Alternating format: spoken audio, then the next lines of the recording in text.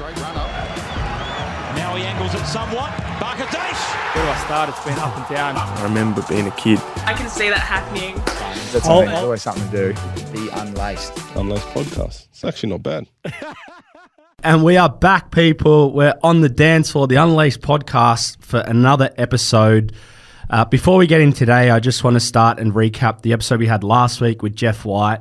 Fuck, how good was he, Ethan? He was unbelievable. He was former AFL player, for those who didn't listen, but he's gone through a pretty crazy journey, and I picked up a lot of nuggets and dimes from him on how he just navigates through problems and situations in his life and kind of plays a game with how he gets through tough moments, and it was quite interesting. So if you're anyone going through a bit of a tough patch or wanting to figure out how they can do better with themselves, definitely listen to Jeff White, and he's also got his own podcast called the Self-Love Podcast. But I tell you what, people, if you're not subscribed, if you're not liking our show, there's a good chance you will after today, because my friend here, who I've known for a long time, Danielle Weber, is an absolute superstar, not just for her art, which we're going to talk about, but as a human being. What a wonderful person. Danielle, welcome to the show. What an intro. That was a great intro, if I might add as well. You absolutely nailed it. We actually have known each other for such a long time. I was thinking about this today. I don't know when we met, but I just know I feel like I've known you since MySpace days.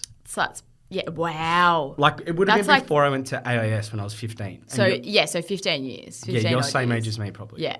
Yeah, so it's pretty That's full. nuts. That's a long time. It's half a lifetime, our lifetime. I know, but I don't know where we met. It's just because we grew up in the same area. Same area, same people. Yeah. Same mischief. We're okay now, so it's fine. Yeah, we're out of that phase. Well, some, maybe you. I don't know. But I didn't even know you did art, until everyone knew you did art. Yeah, I feel like that was a general thing. Hey, I finished school and I got into it, and everyone's like, "What? Where the hell did that come from?" We actually didn't even ever see you do art. You just ripped that out of your ass. Yeah, that's what I felt like. Yeah. I'm like, one second I see you in the street next to you just fucking painting a mural around Melbourne. I'm like, hold on a second. How did you get from that to that? I know. I think because my main thing was sport too. I was really sporty. So when what did you play? Was it ripped tennis? out, it was tennis was the main one, but I was aths.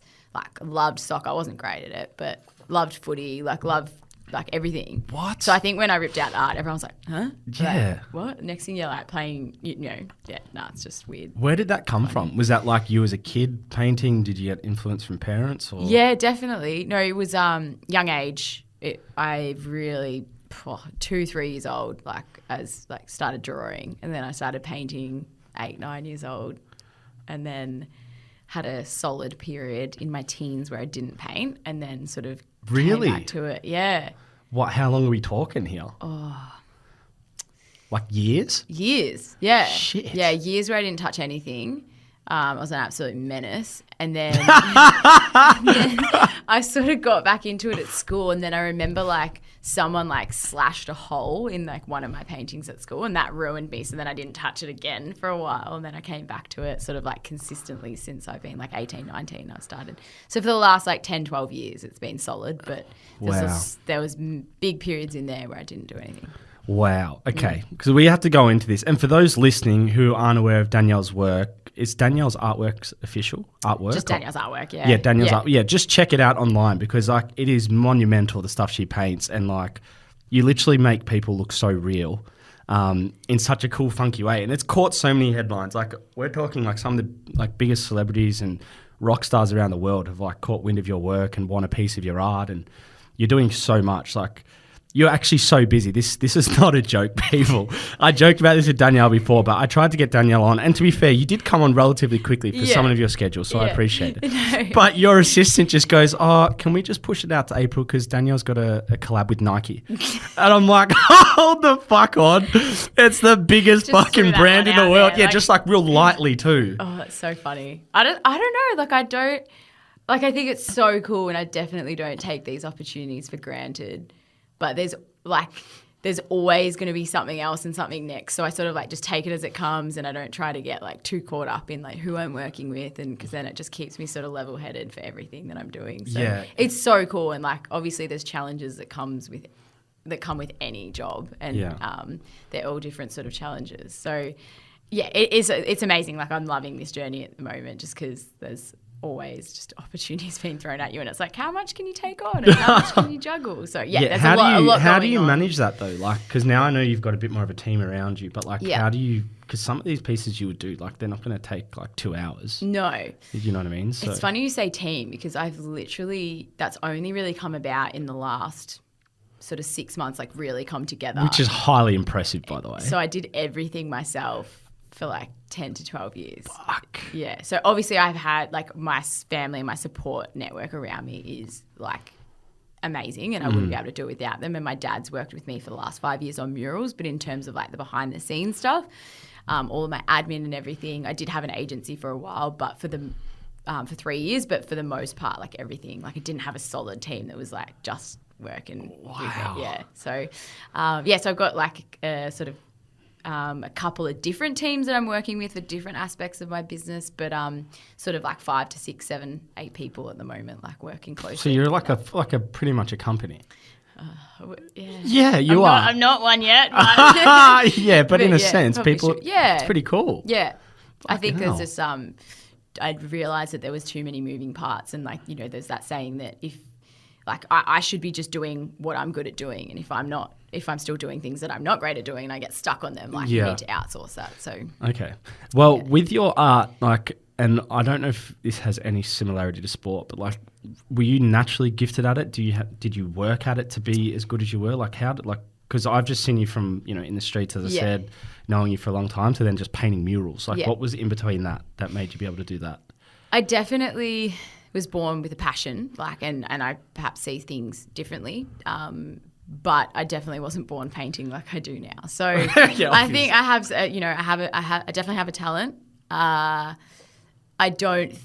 know a lot of artists that I believe are naturally, they're more of an artistic genius, and they're probably naturally more talented. I feel like I've had to work my ass off to get to, like, I guess where I am now.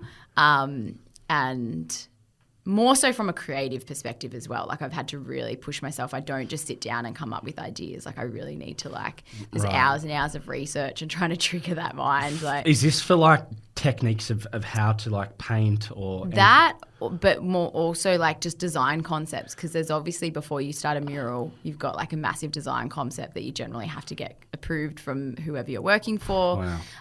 And they, you know, I'm quite fortunate that people do give me quite a lot of creative freedom in that aspect, and most of the time I'm sitting there for like weeks on end, like just ripping my hair out trying to figure out what I'm going to paint. When it comes together, like, you know, because I've spoken to my partner about it, he's like, you should outsource the design process. And I said, I just don't think I'd enjoy the execution as much if I wasn't there you're for more the whole attached process. to it, probably. Yeah. So as much as it's so hard and it really gets me like, I need to be there for that whole process. Like, So- you'd see it in the end result if it wasn't me the whole way through, I think.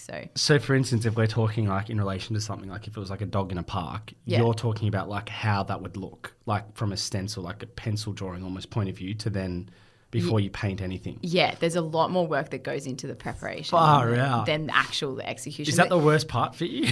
It's the most challenging part, because I get to the job and I'm just in the flow state and like painting it, but there's so much that goes into behind the scenes. So I've just like went on a tangent, but in respect to your question, I'm definitely, like, I was born with a talent, but I definitely have had to work hard. And, you know, murals, I obviously was fortunate to be educated through school and through further education. However, murals, I feel like, are something that are not taught in schools. How to run a business, how to do a design brief, how to, you know, all these things I've just had to learn along the way, and just make mistakes as I go, and really just, I feel like, be a bit of a guinea pig. Do you think that harder road as such is actually better for you? Yeah. Because like it's all self-taught now, like you've... Yeah. Wouldn't Yeah. change a thing. Really? Yeah. I know that now I've probably developed enough, or like been through enough road humps and developed enough skills, and learnt the hard way that I can help other artists perhaps not go through that long journey, and give them a few, like 1, 2, skip a fews, like, you know, just here's your road in. So I'm confident in if I can help a few people do that. But it's like shaped who I am, and like I think I'm probably going to get like resilience tattooed down my back, because I think it's just like, right, everyone knows running a business, like, it's so rough, like it's so good, and then when you love it, it's like it's just like even more of a whirlwind when So it's your you passion. you really, really love what you do, hey? Yeah, I love it. Wow. So I've got a bit of a funny segment here for Okay. you now because Rumour on the Street, despite your amazing artwork, you Yeah. did almost fail art school. Yeah. So, and one of the catches here was one of the reasons I why. should bring in my certificate that says like 51. 51? Yeah, I think. I yeah. feel like that should be like in the middle of your office when you have a big Yeah, I creative know. office space. Just Hey. like, that means fuck all people. Literally. Yeah, but one of Yeah. the reasons why you almost failed was because you were actually delivering a painting to Dwayne Johnson, which is known as The Rock for everyone that would know him. Yeah. So I actually have a few curveballs here because we're Okay. going to play a true and false segment because fuck, I love I've this. done a bit of research. Are we swearing on this? Because I'm pretty sure I've dropped the F-bomb I've a few dropped the times. F-bomb. Yeah. Yeah. I love when people ask that. I'm like, have you not heard me the first 10 minutes? No, but there's a bit of an interesting story and we have a lot of mutual friends. Yeah. So I don't know how accurate some of these statements are, but this I is love around it. the time you would have potentially almost failed art school, or at least maybe you thought you were. And Okay. Because you were to put things into perspective, this is like 6 years ago. yeah, now. 6 years ago. Yeah. Which was this Coming up to 7 years ago. Would that be fair to say around that time frame is when you kind of blew up? Or was it before that your artwork was really well known? Because I definitely know No, that it was down The Rock- around that. Yeah, The Rock was like a big part of like growing the Yeah. following and the interest and stuff. That was definitely a big leap for me then. Yeah. Okay. All right. Well, here's another side to Danielle Weber, everyone. But, okay, so you were off traveling to deliver a very important piece to The Rock. And there was a few logistical challenges, let's Yeah. say. So true or false? And you can elaborate on the true or false statement Okay. if you like. But you were stranded in Cuba with no money and you were actually trying to come back to Melbourne for uni. True. True. Okay, well, stranded. Why were we stranded in Cuba? So before I left for Cuba, I made sure I that I called my credit card company that I could access money when I got there because I knew that, you know, it's a communist country. It's very hard like to get a hold of internet, phone, money. I got there. Before you tell the solution, this might be the next question. Okay, So go. just keep saying the problem statement before you tell the solution of what happened, because I think I may know the solution. And by the Okay. solution, I mean is how you got out of being Yeah. stranded. Okay. Basically, my credit card didn't work. I had to meet some random bloke to get dinner that night because I had no money. Jesus. I had plans the next Random day. Cuban guy, like on the street? No, he or was like- actually like an Italian, really creepy doctor. And like it just gives me goosebumps. The lengths you go to. Like the lengths. Like I've only spoken to one person about this, I think, in detail, so I won't go in detail here. Okay. But I was planning on like the next steps to I won't go into it Okay, 'cause it so might be the solution. all right, so there we go. True. So Danielle's currently stranded in Cuba. Then this is what fascinates me. You miraculously in Cuba have a long lost cousin that's on an island, so you can get money off like a relative. Is that true? True. Okay, that was the one. That was the one I will tell everyone that I thought was going to be true because someone told me that, and I'm like, how the so what the fuck are the chances Yeah. of that? They're not locals. No, they're from Italy, and they were on. There's this like exclusive island that only Italians are allowed to go to, called Cayo Largo. I think that's how you say it. That just came to my head. It could not be. that sounds Fact check, very, everyone. Like, whoa. But that's and like. They were just there on holiday by coincidence, and I had no idea that they were there. But obviously, there was an SOS call to the fam, being like, "I have no money." I tried the banks, I tried like the Western Union, I'd paid for my with my last money for my accommodation that night. I just don't even know. Like, I'm the one person that carries cash with me everywhere. And, I don't know how I ended up in that situation. Did you lose money? Is that why? Or because what I had presumed, and this isn't a true or false question, but at this point, was it you were thinking of coming back to Melbourne to finish uni? Or were you trying to get money so you could go back, or you could go to America and give this painting or piece to The Rock? What was the... I was trying to get money to survive the next 2 weeks. So what happened to your budgetary plans there? Oh, no, my budget was like well gone. Like, when I made that stupid, sorry, Mike, when I made that stupid decision, not even a decision, because I thought that I had my what's it, O's, T's crossed and... Oh, yeah. Dot your I's and cross your T's? Yeah, that one. Like, I literally would never have expected myself to end up in a country where... Like, I was supposed to travel Cuba, and I was like, I'll get money out when I get there because I've just come from America. Like, it'll be fine. But it was I needed to get money to finish that trip. Like, I wouldn't have had money to eat, So nothing. either way, or I would have had to come home. Either way, you were fucked, yeah. Yeah, I was fucked. Like, or I would have had to get someone back home to book me a flight out and home. Oh my like, gosh. Yeah. Okay, so this is where it gets interesting, right? Because now your relatives from Italy have saved you. Yeah. So you made a decision here to not come home. Yeah. You thought, fuck it, I need to get this piece to the rock Yeah. and potentially fail art school. Yeah. So being Danielle Weber and from the areas, you happen to not just go with the painting, but Yeah. I was told that you might have took some illegal substances. And I'm not talking illicit drugs. I'm talking Cuban cigars and I think it was like alcohol, like a rum or something that's prohibited in the States. True. Did you know that? No, I didn't know. I feel like I know Cuban cigars are kind of pretty like hard to get in anywhere. I didn't know that. I had no idea. So I had what, did no you get idea. arrested? Well, I'm probably lucky that I didn't. Oh, Well, I did miss my flight because I got held up in like Houston. oh, American customs are not I was nice. like, I either. don't cry, and I got through that, and I cried. But the key words here were, you are going to get on a flight back to Australia now. We're not going to take these products off you, but you are going to do a U-turn and go to Australia now. Wow. But I didn't. But how? Did you? I went to Boston, delivered them to the Rock, and then I went home. But did they know you went to Boston? I don't know. I'm actually not sure. That's a good question. I've never thought of that. Oh my god! But I probably I wouldn't have even thought of like what I was doing at that point. Obviously, you look back and you're like, you are an idiot. See, this is 6-7 years ago, Danielle Weber. Yeah, I know. This is what you were capable of being. I definitely think things through a little bit more now. But so you touched on that, right? And I think the reason you went to Boston is because The Rock was filming a movie there. Yeah. So this is a true or false. This is the final true or false. But you delivered a painting to him that you actually forgot. You left it, I think it was at the airport. And you went on set of, what was the movie? It was Central Intelligence. Central Intelligence, yeah. And he took you around the set, is what I was told. True. Bro, Yeah. that is I got the painting back. I remembered as I was boarding the plane. So what was the painting of? A painting of him and his mum. And then, so the reason for you going to this trip is, did he see your artwork online? Had you done a painting of Yes. him? And he saw it? Yes. And did he ask for this painting, or did you just do it as like a I did good it gesture? as a gift to say thank you. Wow. Yeah. You're a smooth mover. Not bad. You've literally broken in Yeah. to the country to give him this. Oh, literally taken him. And then when he posted it that I had taken Cuban cigars and So rum, were they everyone for lost the plot, were they and I for was the Rock? Wow, right? this is So these are for the Rock. they're gonna come get me. Oh, so that you took those in for the Rock. Yeah. That wasn't like Danielle's pastime rum Nah. and cigars. Oh, I took Right. some home too.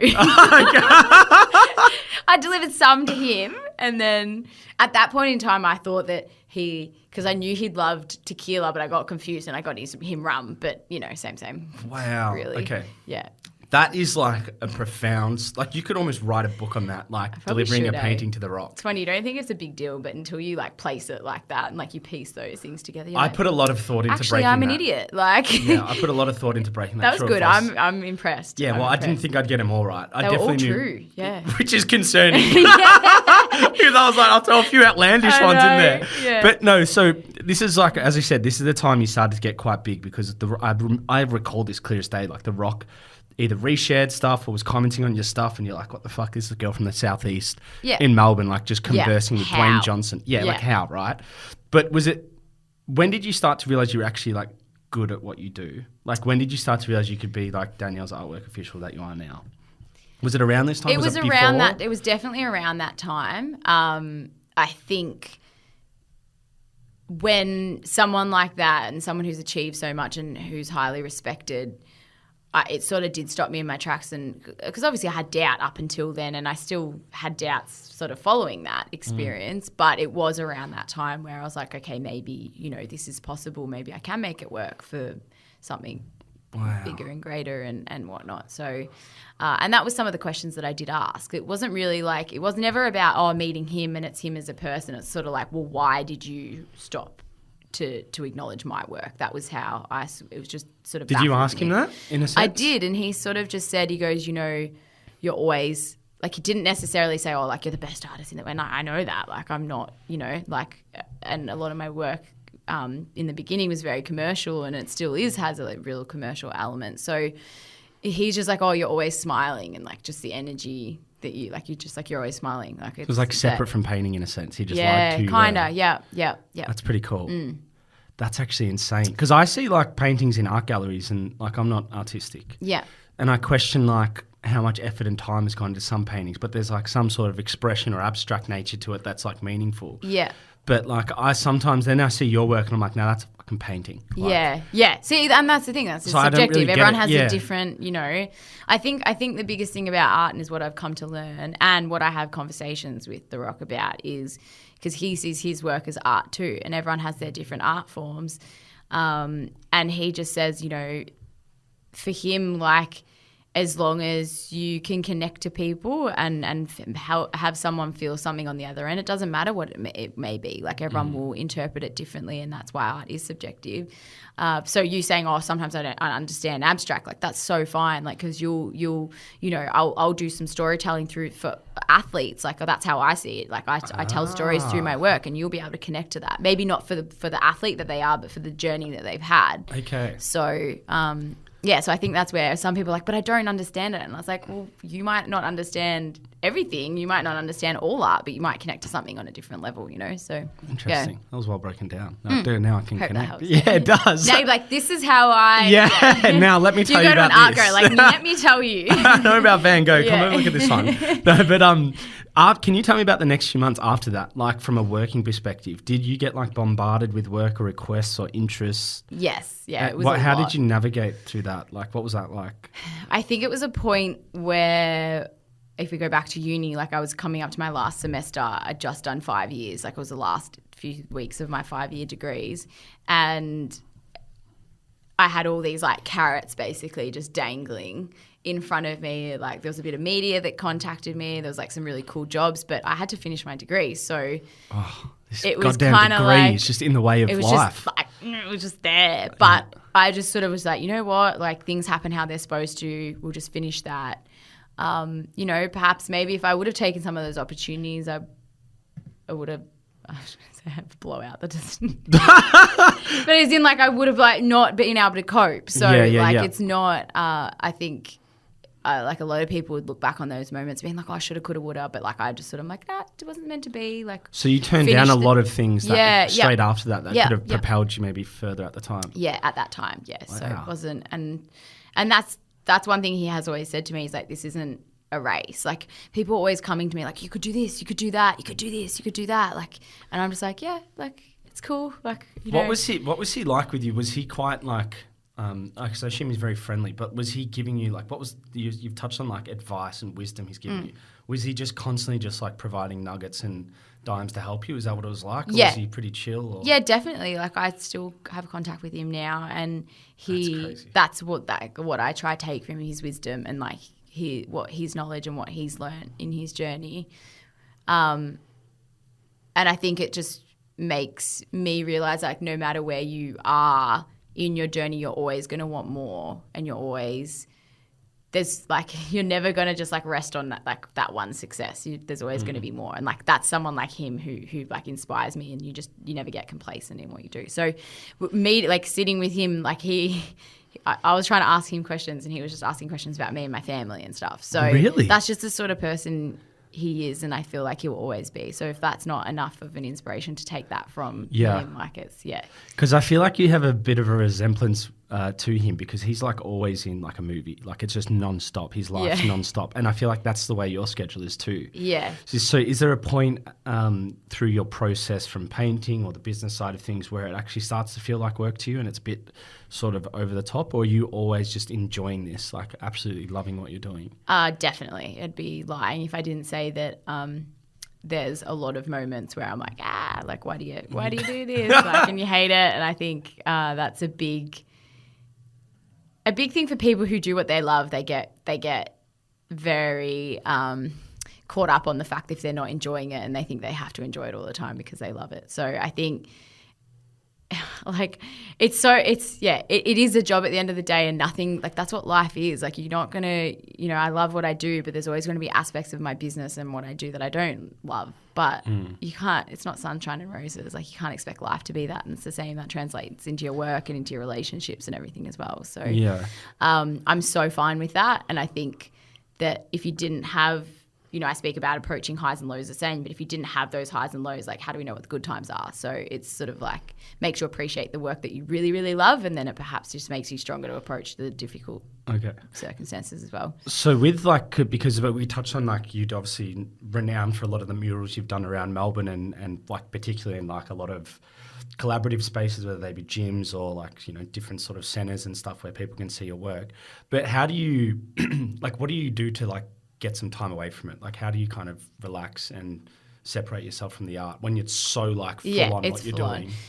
Look, family, I'm very family orientated. I love to spend time with my family. And gym is definitely something that I need to do. I meditate most mornings as well. Do you? What's your meditation routine? Just 5 minutes. I don't do anything longer than that. Just silence? Yeah. No, 5 minutes like music or like a guided breathing or even just like a gratitude or a mindfulness one or something like that.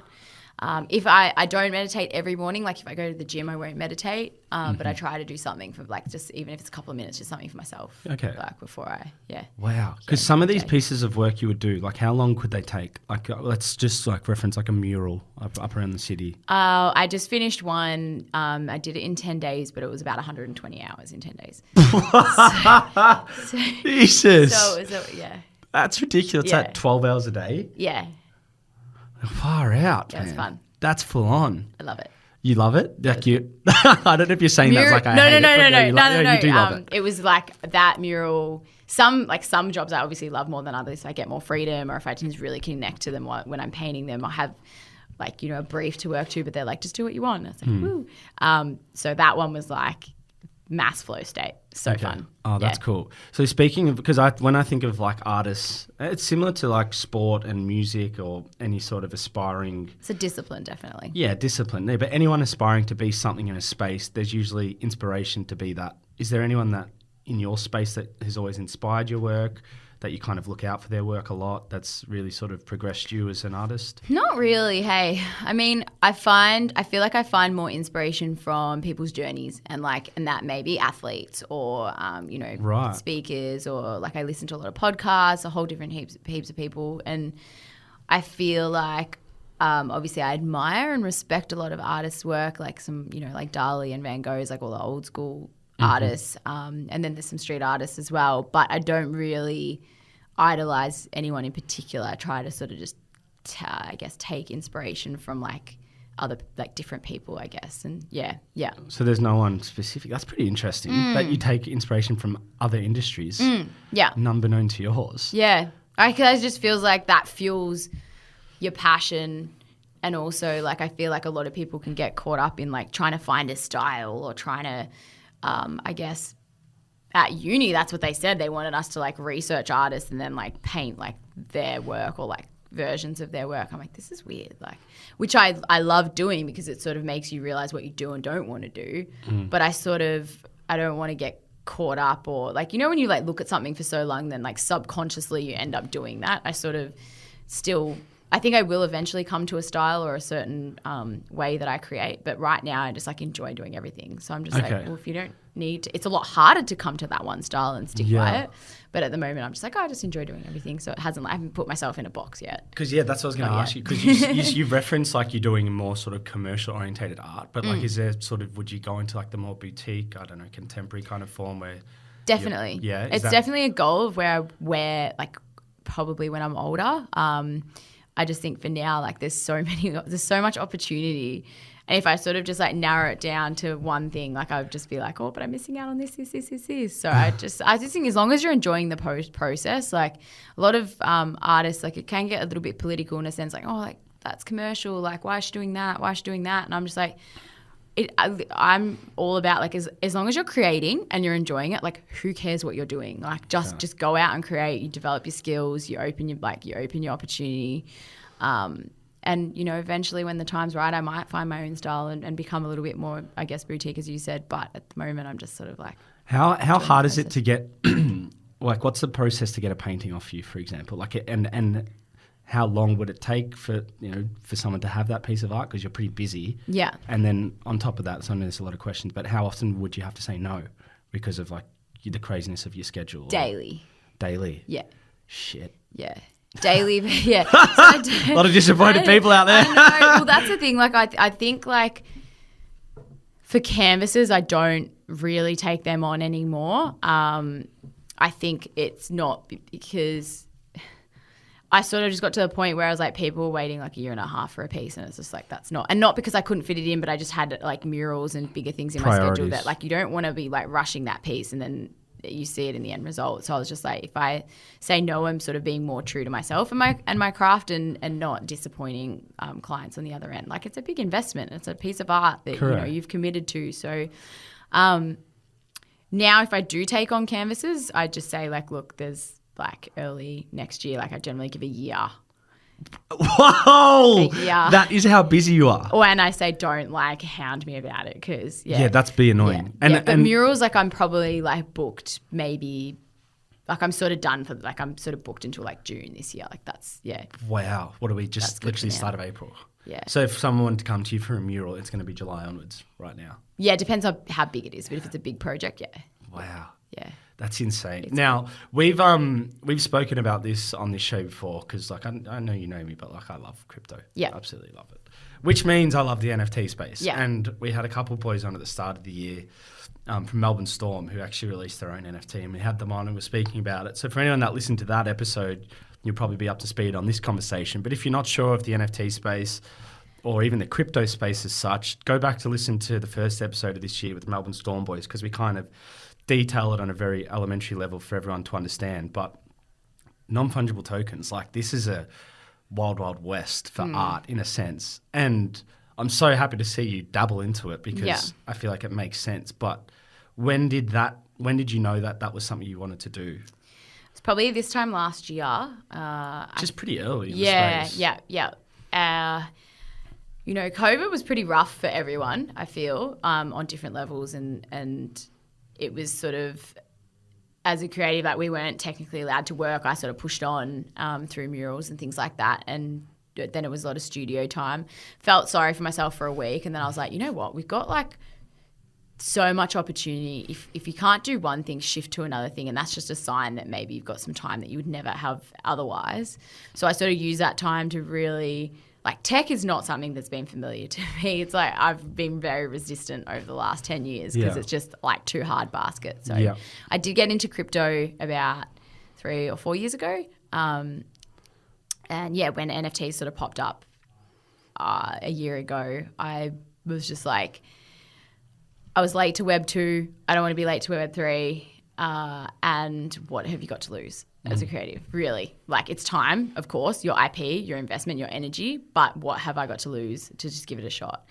And I think what I saw from a lot of creatives and corporations and athletes and everyone who's diving into it is just really push them to think outside the box and put forward, like, their work, like their own work. Like, it's not, of course there's collaborations and everything as well, but I was just like, you know what, I've been working off commissions and I've had briefs for the last 10 years. So why wouldn't I just come up with my own collections, and I can tell some stories along the way and sort of tell my own story and see how it goes. It's insane. I love that description because, for everyone listening, the NFT space, it's pretty much like a collaborative space where people are putting up, different things from artwork to real estate to memories or different items that associate with some sort of roadmap of companies or individual collections, as Danielle said, where you can purchase these products or digital asset JPEGs to an extent via cryptocurrency. But so you've put how many up now? 6, you said? 6. So I have my first collection was 3 one-of-ones and my second was 3 one-of-ones. Wow. And my next one is probably a couple of weeks off, and that's 121. So for you, when and I want to go back to like the start of how you actually would develop this into an NFT, because for me that's interesting. But Yeah. how, like, do you, because with most NFT collections that drop, there's usually like a mint price on a Yep. website. How are you going to do that? Are you having like a certain mint price for this and then people can resell it, or Yes, so for the third collection, it will be a set mint price what is it going of to be? 0.22. 0.22. That's Yeah. good price. Yeah. So I think the reason why this mint price is lower than what the initial pieces have sold for is because I did not expect my one of ones to sell for that much. It's a new space. I was like, you know what? Like, I'm just going to test the waters. They were auctioned, so the auctions just went. Yeah, because what did you say? Ridiculous. Some of them went for 15. One went for 15, one went for 10. 15K, yeah. 50, Not 15 Ethereum. I was going to say. But you said 15 ETH. I was No, like, damn, Danielle. 15K. Well, that's what, 3 ETH almost, or 2 ETH? 3.3, I think, at the time. So, it was, yeah. people listening, 0.22 for a mint of Danielle's art is very cheap. Yes. In yeah. other words, if they're Yeah. going for, quadruple. So, because I've always been about, like, as you mentioned before, like, if I have to say no, I've always been wanted it to be accessible. And that's why I made prints, because I was saying no to, like, canvases. So I was like, okay, but here you can buy a print, we frame it, we do everything, I'll sign it. So this is essentially my way of now doing that as an NFT, as a digital asset, but it is more legit in a sense that it is authenticated. We are working on building my own smart contracts as well, and obviously there'll be unlockable like utility too, which I'm still building and still working towards, and just like trying to do everything right. I don't want to jump into it, so at the moment the utility will just be merch and like a little bit of memorabilia as well, but there will be bigger utility in terms of like obviously having access to online platforms and perhaps like having days in the studio and things like that as well. Okay. So that's pretty cool. Yeah. So lower mint price, basically just hopefully to get a few more people in this, I guess, community. Do you have a mint community. date in mind? Or is that still being set in stone? Still being set in stone. I'm so buying one of these. It will be April. Like it will be sometime. Oh, so it's this month? Yes, it should be sometime this month. So, Okay, I'll keep my eyes out for that. Yeah. Everyone keep your eyes out for that. If you're in this space, it's pretty cool. One thing, actually, just before we go on to this next question, like how would you, because obviously you're painting so much in physical form, how do you take something physical form into a JPEG? Like, yeah. That's like when we, too hard basket for me. That's Yeah. No, fair. So they, like, everyone's just like, what? So I design them, like, digitally. Oh, so you do it digitally, and right. then I paint them, and then I take a photo of them, and then they go back to digital. So that's unbelievable. I know. This world is nuts. Because, like, I really enjoy physically creating them, and I feel like gifting the physical itself is utility. So everyone was like, no, you can't do that. When it's still so new, but like a year ago, everyone's like, no, like you have to do it digitally. And I was like, well, watch me. I'm going to bridge the gap between physical and digital. And we feel like it's worked so far. Like, who knows? I just feel like, just test the waters. What you got to lose? What I said before. And so that's how they end up. But cool. For the next collection, there will be basically 11 artworks and 11 individual NFTs of each artwork, which will be animated. Okay. So it's like editions of the artworks essentially, and then we're raffling the physical to one of the 11 people. That's cool. Yeah. Right. So because you touched on like the utility aspect of the NFTs, which is like obviously these digital pieces for everyone listening, which is a big factor in driving value in these purchases. Yeah. Does it bother you, like being a superior artist, let's call you a superior artist because you are, that there's really mediocre art making like monumental money, like these artists that are just putting up like stick figures or whatever it may be that has nothing to do with anything, and they're selling for huge amounts of money? Mate, I reckon if you can do it, just do it. Like someone sees value in it. Just go for it. Like, of course, I know a lot of artists who get really caught up in it. They're like, how? But like, at the end of the day, if like we could do it, we'd do it anyway. You know what I mean? So someone connects to it. If someone buys it, someone feels something on the other end and the receiving it. And who are we to say that that's not worth that? Valid point. So, like Gary Vee, a lot of everyone's like, oh, his V friends are just like little scribbles. Like, there is so much depth and meaning behind those works. Like, it's also like, a Louis Vuitton bag. Like, do you see value in it? Like, we might not see value in things that other people do. Like, what's a blue tick on Instagram? You can't even feel it. You can't touch it. It's just there. What is it? Like, so I think that's where people have to make that shift that it's all about like people valuing different things in life. And we might go through phases where we you know, I might, like some of the NFTs I've bought, like, Yeah, I bought some questionable ones. yeah. Put my hand up. Like, I'm just like, oh yeah, cool. Like I felt something at that moment. I wanted it. You do it. You make that decision. Like, so I believe that there's a bigger picture to these ones that, you know, everyone's like, oh, but that sold for like, you know, 100 million. Like there's definitely a bigger picture to that. It's not just solely a digital asset. Like I think you're investing in a community. You're investing in like potential opportunity because it is so new. Like you just don't know what is to come in these spaces, and I think crazy. people are betting on that, and that's so fair. 100%. That's really well summarised. Now, one thing I think's interesting with your field as well is because I think being an artist and a painter of such is one aspect, but being good in business and like business acumen is almost like a completely different world. And I'm feeling like you've put a lot of time and effort to understand that space and like be, you know, sophisticated there, because a lot of artists potentially might not be the best at that when they are a business.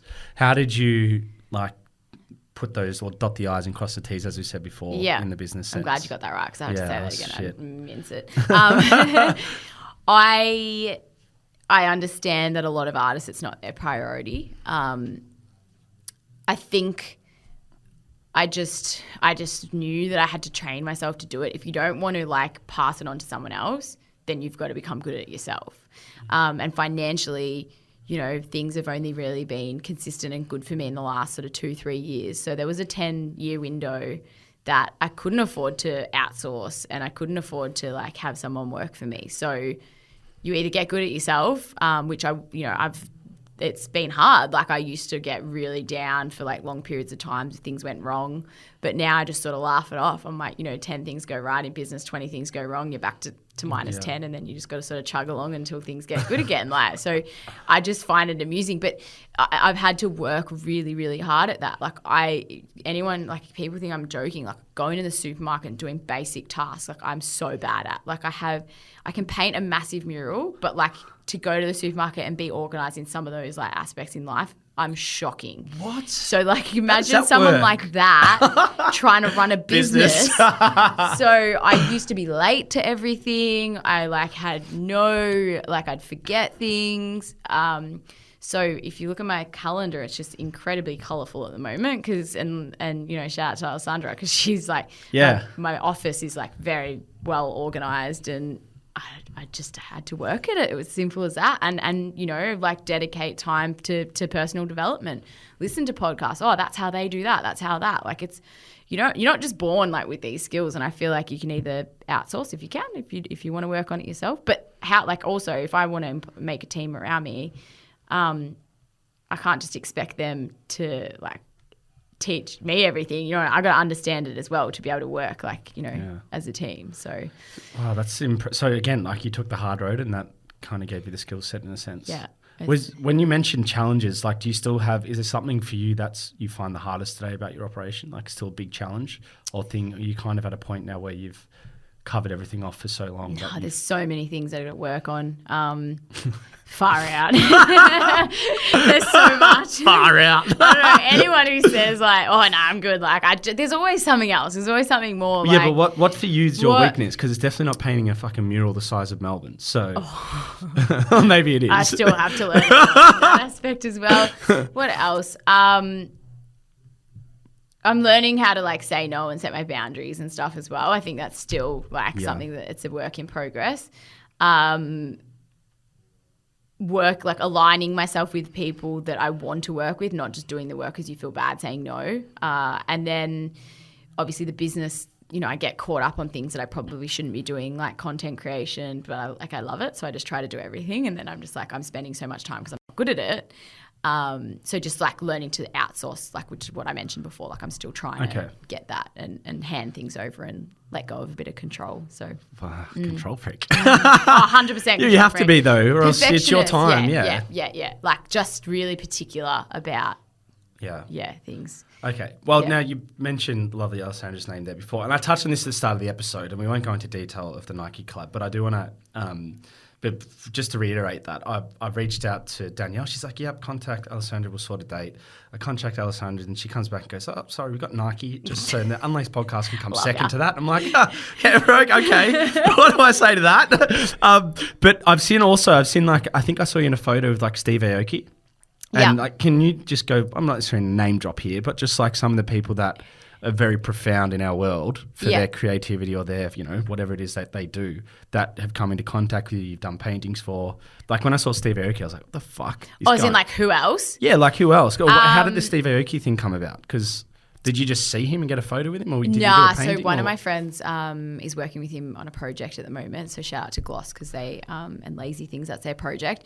And he just said, he's in Melbourne, like, do you want to do this? And that was the time that I was doing that mural that I just dropped, the 120-hour one. So I literally did it. No sleep.